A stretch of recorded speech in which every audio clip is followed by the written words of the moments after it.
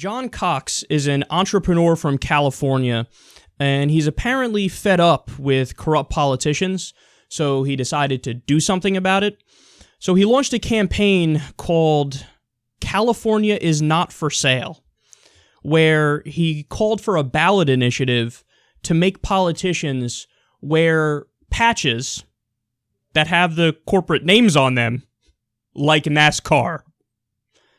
This is a great idea. This is an idea that's been floated in a joking way in the past. I think Jon Stewart has mentioned it. I've certainly mentioned it in the past on the show, though to be fair, I didn't come up with the idea. I had read about it somewhere else in other articles that had mentioned it. So this is an idea that's been floating around for a while, and here we have a rich entrepreneur who says, yeah, I don't like the corruption either, and I'm actually going to push to try to get something like this in place. Now, it's unclear as to whether or not it's literal, like he really wants the patches on the suits, or there's another part of the article that hints at how he wants to do it in campaign ads, where at the end of the ad or during the ad, you're mandated by law to put your top 10 contributors' logos on the screen to let everybody know who you're really representing. But either way, in all seriousness, I would support either one. I mean, I doubt that people would be willing to go as far as to have them wear patches so that you could see just how brazen the corruption is.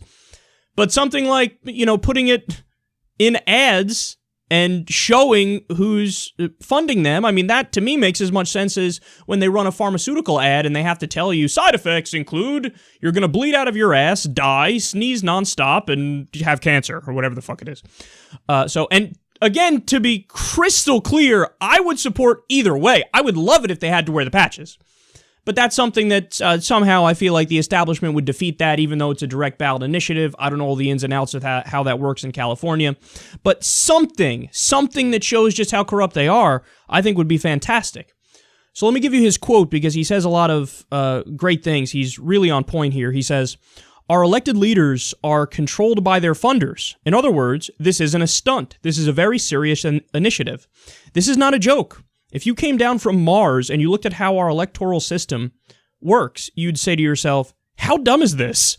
You've got a system under which people who want something from the government fund the campaigns of the people who make the decisions. How stupid is that system? I frankly wish that every legislator who walks into that chamber would have a clean suit on." So he goes on to explain that he had people coming up to him and asking to sign the petition, and, quote, "It didn't matter if they were liberal or conservative or no party, the public gets it. The public understands who controls the political system in this country. The core of the corruption in the system is the power of the funders." So, again, he's a zillion % correct, and you ready for a curveball I'm going to throw at you right now? He's a Republican. Like, you're like, what? No, but this is one of the things we've been trying to get across to you for the longest time. It's that there are certain issues that truly are bipartisan among the people. So among the people, we have a bipartisan hatred of corruption. Wacky, I know. But among the establishment, so the Republican and Democratic parties, they're also bipartisan on this. They're bipartisan in favor of the corrupt system. Democrats take money from Wall Street at the federal level almost as much as Republicans do. In fact, I'm sure there's some election cycles where it's more. President Obama got a tremendous amount of money from Wall Street. So you have the establishment, the elite, are against ending corruption, because that's how they fund their campaigns. It's I scratch your back, you scratch mine. They get tremendous lobbying jobs when they leave office. But the people are screaming about how, no, we're all against it. Joe Schmo in Arkansas, who's a far-right winger, who would totally disagree with me on guns and abortion and a bunch of other stuff, he says, I don't want George Soros buying the politicians. I don't want those damn teachers' unions or lawyers buying the politicians. Well, I'll cut a deal with you right now, man. I won't let them fund the politicians if you don't let the Koch brothers and Sheldon Adelson and Wall Street fund the politicians. So there's agreement. Some polls are over 90% of the American people say, yeah, we need to stop the corruption. And this is a case where a wealthy Republican of all people, who usually love this system, they're saying, no, I'm going to do the right thing here. I'm going to stand up for the people because objectively, when I look at the system, it's screwed up. They're not representing the people. So let's try to do a ballot initiative to change that.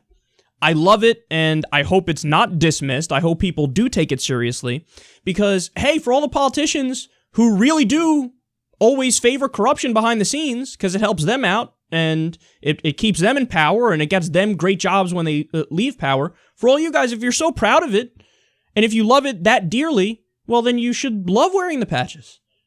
Sign of pride. Hey, yeah, this is who I represent. I represent ExxonMobil. I represent investment firms on Wall Street. What? I'm proud of it. This is what I do. But are you really going to have that reaction in public? Chances are, if you have to really wear it on your sleeve and be super open about just how bought you are, your dignity, your integrity, your honor gone when people just look at you, then it might make them think twice. We still have to go the further step, obviously, of getting a constitutional amendment to get money out of politics. But this is definitely a step in the right direction where you are using shame, the tool of shame, in a positive way.